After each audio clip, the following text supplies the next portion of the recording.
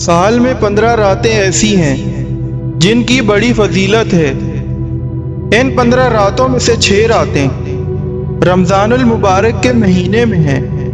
آخری عشرے کی 5 طاق راتیں لیلۃ القدر انہی میں سے کوئی ایک رات ہے۔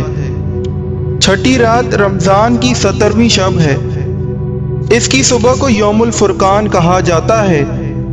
اسی تاریخ میں غزوہ بدر ہوا۔ باقی 9 راتیں یہ ہیں: محرم کی پہلی رات، عاشورہ کی رات، رجب کی پہلی رات، 15ویں رات اور 27ویں رات۔ مؤخر الذکر شب معراج ہے۔ عرفہ کی رات، عید الفطر کی رات، عید الاضحیٰ کی رات۔ شب معراج میں عبادت کرنا روایت سے ثابت ہے۔ چنانچہ نبی کریم صلی اللہ علیہ وآلہ وسلم کا ارشاد مبارک ہے: اس رات میں عبادت کرنے والوں کو 100 برس کی نیکیوں کے برابر ثواب حاصل ہوگا۔